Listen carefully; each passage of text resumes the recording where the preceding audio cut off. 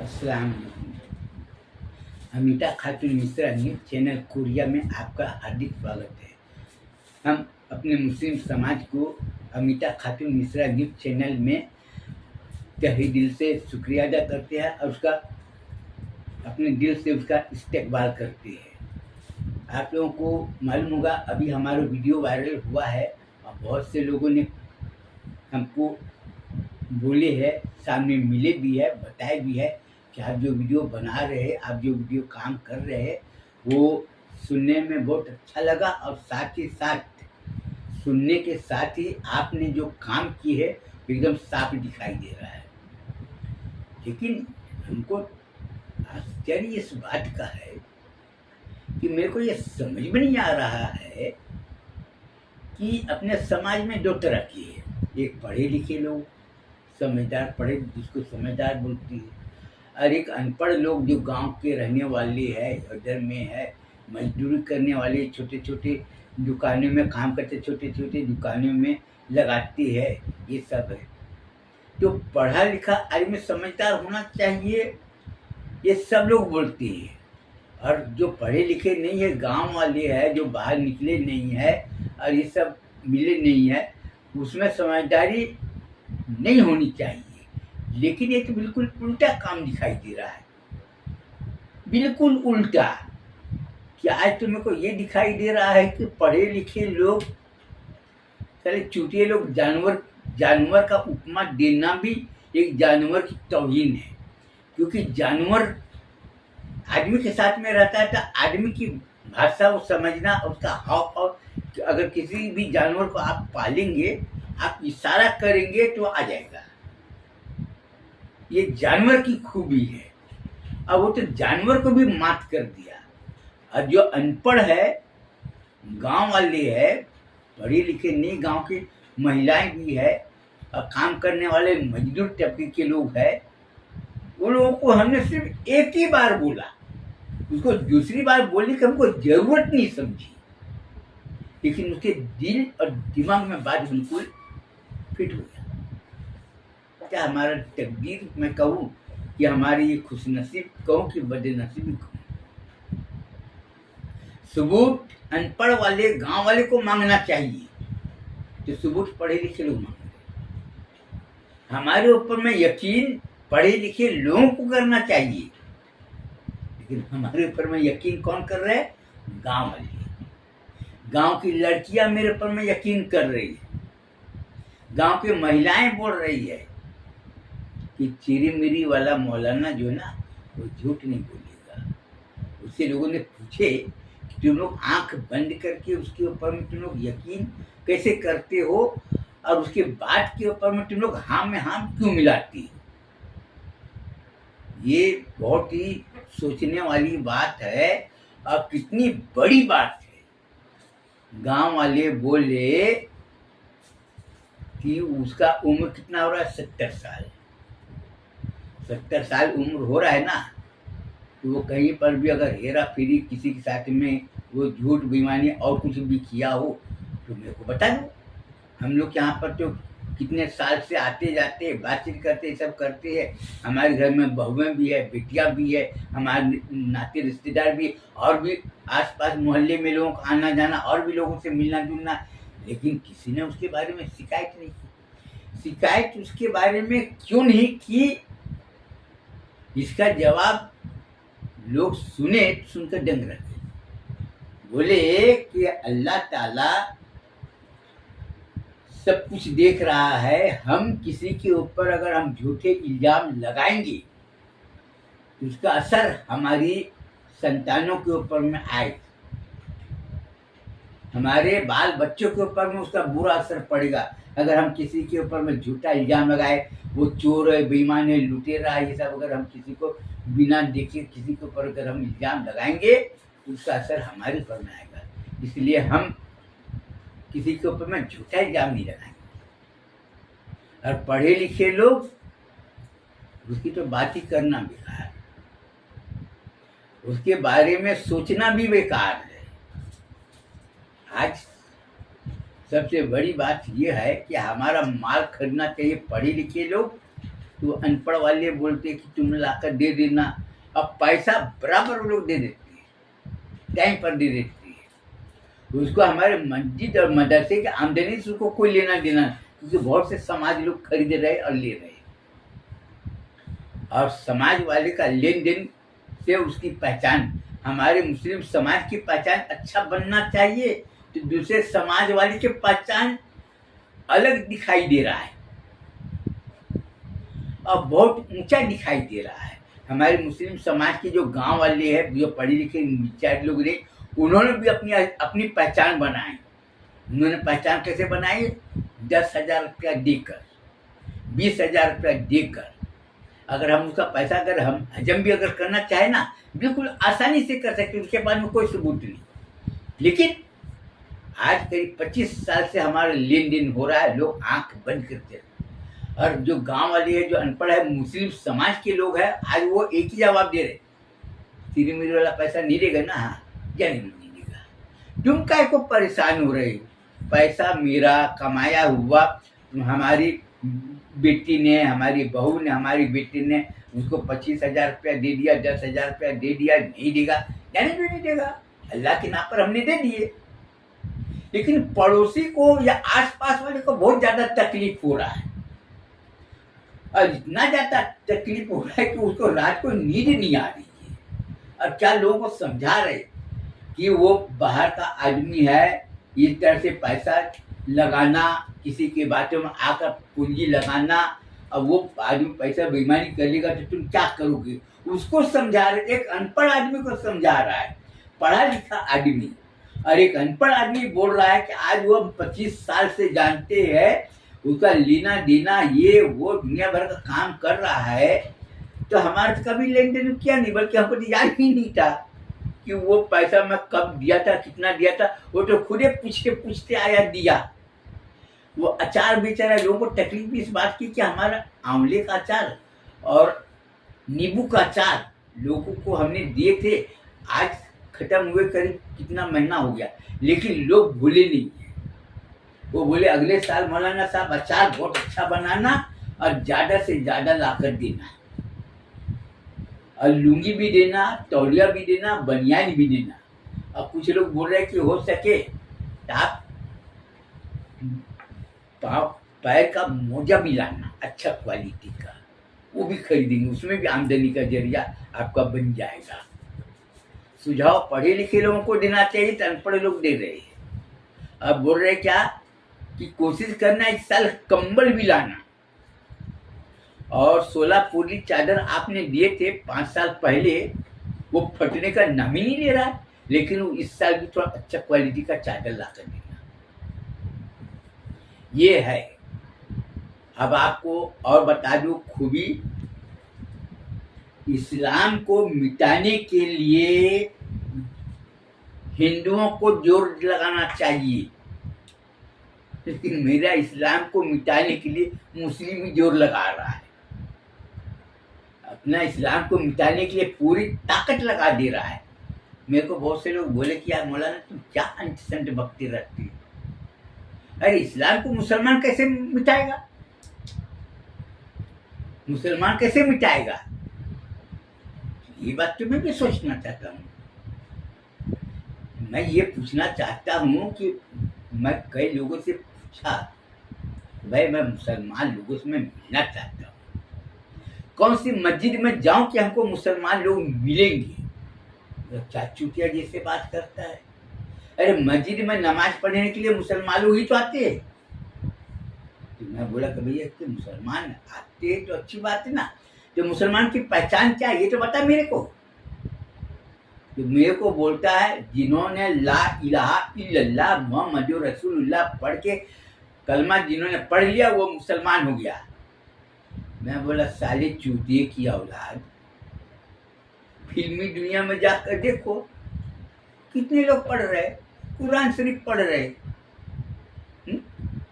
कुरान शरीफ पढ़ रहे हैं, नमाज पढ़ रहे हैं, दूसरे का पैसा उधारी लेके हज करके चले आया, और वहां से आने के बाद में सबको आबी जमजम खजूर तबर्रुक दे रहे।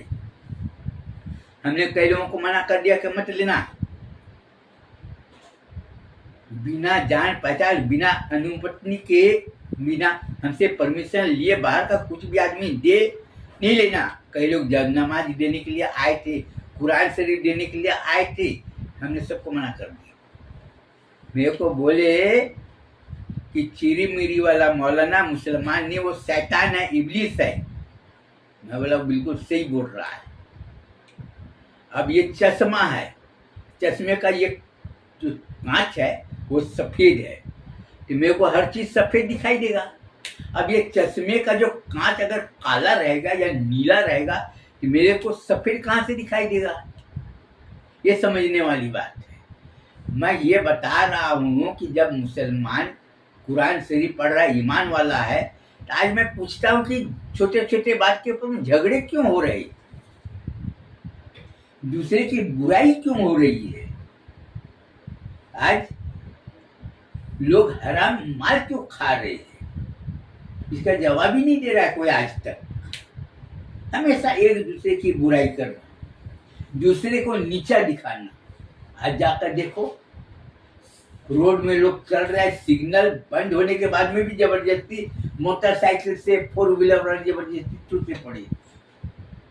इधर में जाकर देखो, मुस्लिम मोहल्ले और भी जाकर देखो। मैं पूरा सिर्फ रायपुर के बारे में, बिलासपुर के बारे में नहीं बोलूंगा। नागपुर हो, औरंगाबाद हो, अमरावती हो, अकोला हो, इधर इंदौर हो, भोपाल हो, जबलपुर हो, और भी जगह का हो। हम पूरा नाम लेने से कोई फायदा नहीं। पर मुस्लिम इलाके में जाओ, आपके पास में मोबाइल है ही है, हमारे पास में जो रिकॉर्डिंग जो मिला है हम उसको बता रहे हैं। जबरन ठूसे पड़े और क्या बोल रहे हैं, अगर धक्का लग गया तो अरे तुम देख कर नहीं चलते। उल्टा उसी को नाच रहा है, अपनी गलती नहीं बता रहा है कि एक तो मैं रॉन्ग साइड जा रहा हूँ, रास्ते में सब इधर उधर दुकानें लगा कर रास्ते को जाम कर दिया, फिर भी जबरदस्ती खेल रहा। जो दुकान लगा है, वहाँ के लोग को, जो किनारे जो जमीन को कब्जा किए, उसको नहीं बोल रहा है। क्या बोल रहा है, अरे छोड़ो यार, अपने वाले है ना, क्या बोलना। तो ये तो मेरे को बिल्कुल समझ में नहीं आया। अपने वाले कौन है और पराये वाले कौन है, ये मेरे को पहले बताओ। अपने मदरसे में पढ़ने वाले बच्चे को ये बोलूंगा कि तुमको सत्य और न्याय, जिसको क्या बोलते हैं, हक, ईमान और इंसाफ क्या होता है तुमको पहचान। आज लोग क्या बोलते हैं, अगर गलती दूसरे होते ना, अरे छोड़ो यार, अपने वाले ना, गलती हो जाती, इन्ना अल्लाह मा साबरी, सब्र करने वालों के साथ में अल्लाह है। अपने वाले छोड़ो यार, खाए कोई सब छोटी छोटी बात के लिए। और वही अगर दूसरे समाज के अगर लोग हो तो बोले, आंखें दिखाते, तरते हैं, बोले कि तुमको शर्म नहीं आती, जानबूझ के धक्का मार रहे, ये कर रहे हो, वो कर रहे। ये सोचने वाली बात। तो मैं आपको ये बता दूं कि आपके पास में जब तक सिद्धांत और संस्कार और चरित्र अगर नहीं है तो फिर आपका जीवन बिल्कुल कोरा बेकार, कोई काम का नहीं। आप अच्छे कपड़े पहनकर घूमो, लोग आपको इज्जत करेंगे, झूठ मूठ का वाहवाही करेंगे, बड़े बड़े घर बना लो, बिल्डिंग बना लो, आपको बहुत लोग बोलेंगे फलाने सेठ है, फलाने वो आपका ऊंचे ओहदे का नाम लेकर इज्जत से बात करेंगे, क्या भाई वो चोर लुटेरा हरामी हो, लेकिन उनको नहीं करेंगे। आज पढ़े लिखे लड़कियां इस्लाम का कानून को पैरों से कुचल रहे हैं और क्या बोल रहे हैं, अरे उनको ईमान की कमजोरी है। सर कैसा ईमान की कमजोरी है? ईमान की कमजोरी कैसा है? आज सच बोलने के लिए तैयार नहीं, जिसका नतीजा ये है कि आज इस्लाम का इज्जत दिनों दिन नीचे गिरते जा रहा है। और इसका जिम्मेदार कौन है?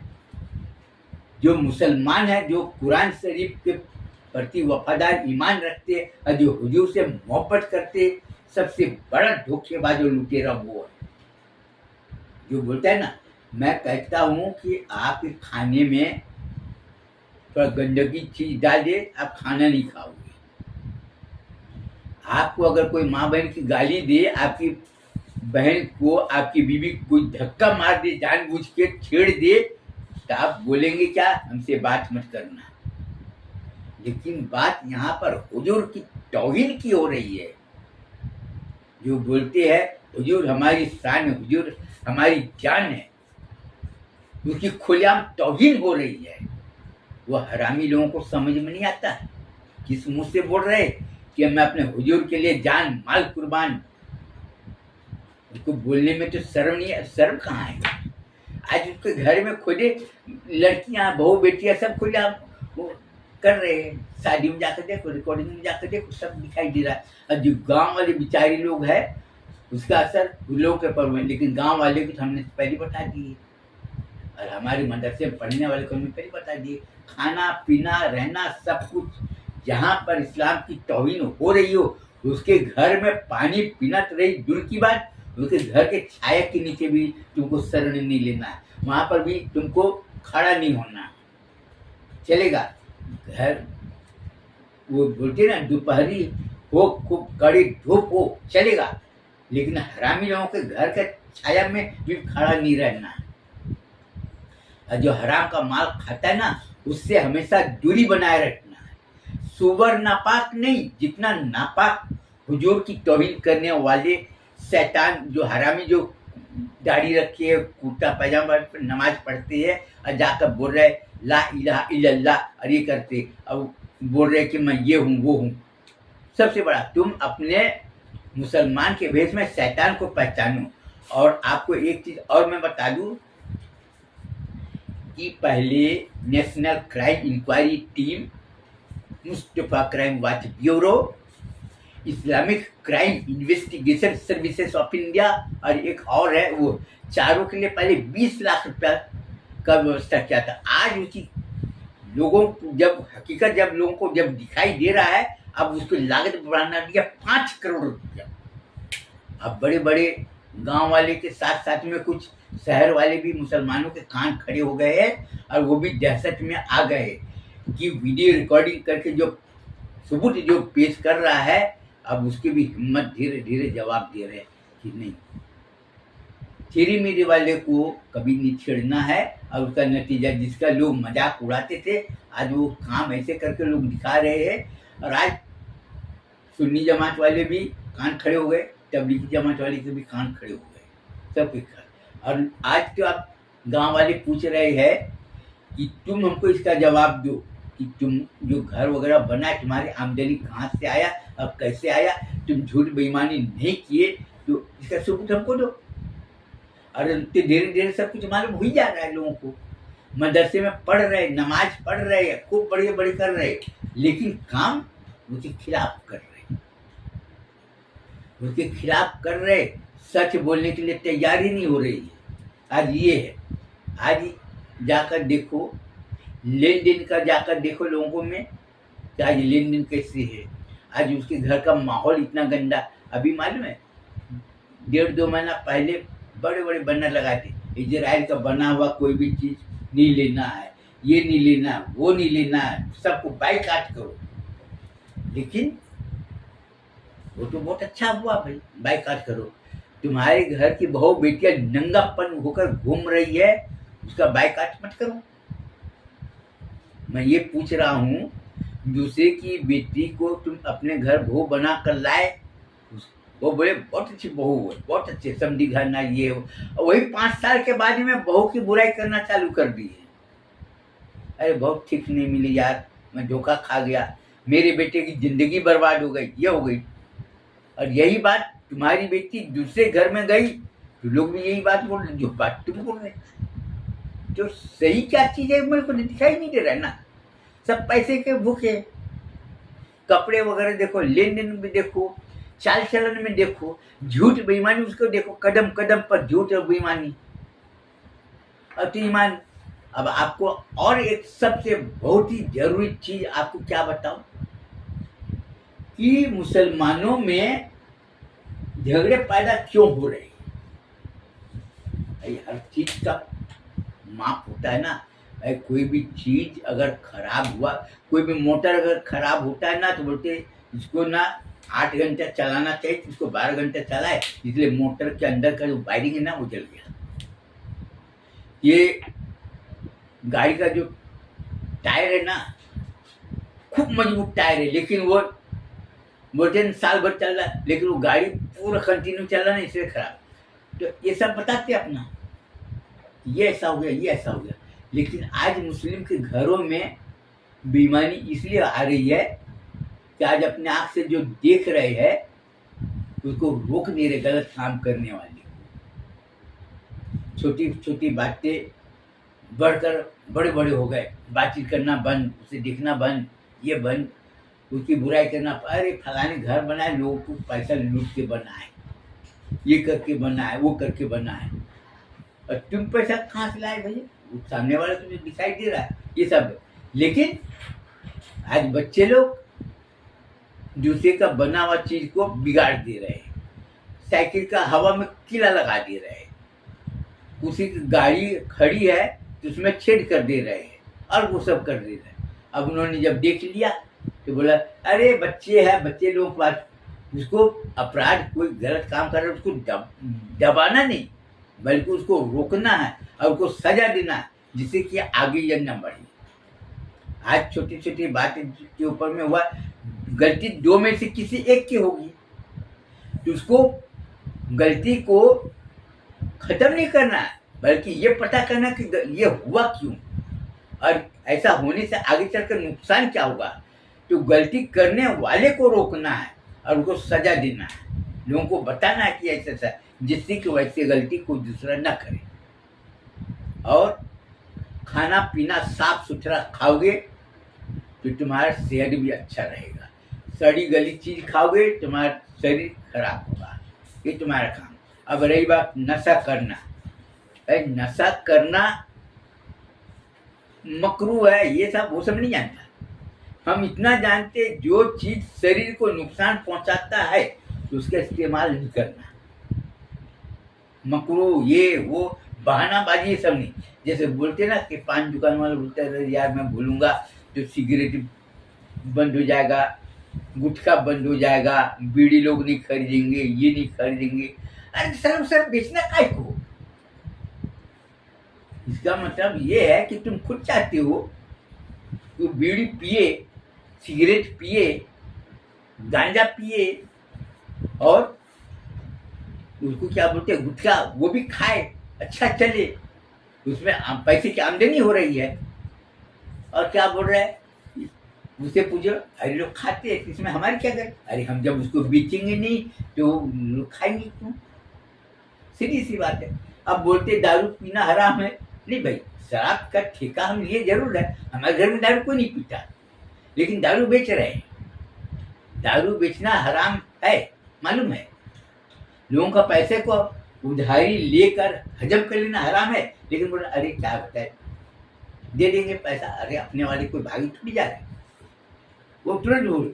तो आज ये नतीजा यही कि छोटी छोटी बात से आज हमारा इस्लाम बदनाम हो रहा है। और मैं अपने नौजवान साथी को और नौजवान लड़की लोगों को ये बोलूँगा कि तुमको अगर अपना भविष्य अगर बनाना है तो तुमको इस्लाम की इज्जत को हिफाजत करने के लिए तुमको कोई कीमत भी चुकाना पड़े तो तुम चुकाने के लिए तैयार रहो, लेकिन तुम ऐसा कोई काम मत करो कि इस्लाम की इज्जत मिट्टी में मिले।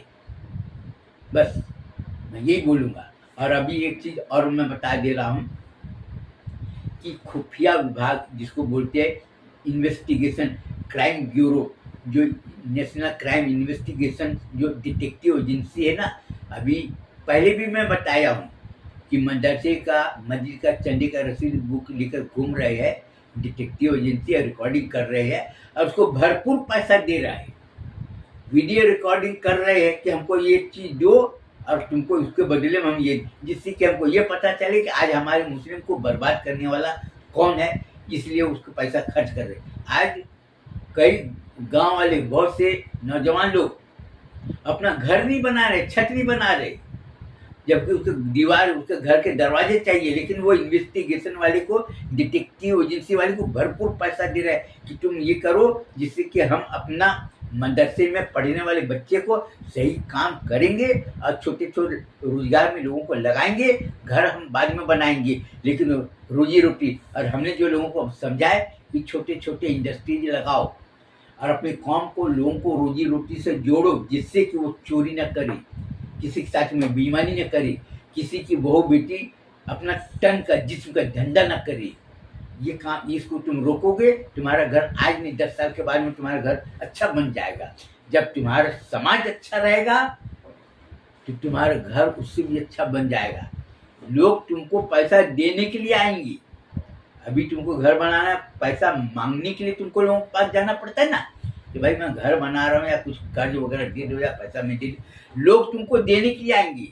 इसलिए अपने कौम को मजबूत कराने के लिए, अपने कौम को मजबूत करने के लिए, अपने कौम के लोगों को जो बेरोजगार है उसको रोजी रोटी से जोड़ना तुम्हारा सबसे पहला काम है। इसके साथ ही मैं अपना बयान खत्म करूंगा। अब मैं यही बोलूंगा कि अगर आपको मेरी बात अगर पसंद आए तो लाइक करना, कमेंट करना, सब्सक्राइब करना, और ये अपना सुझाव किसी और अच्छी बात को लोगों को बताना, ये सब आपका काम है। अस्सलाम वालेकुम। बस खत्म होता है, चिंतु खत्म।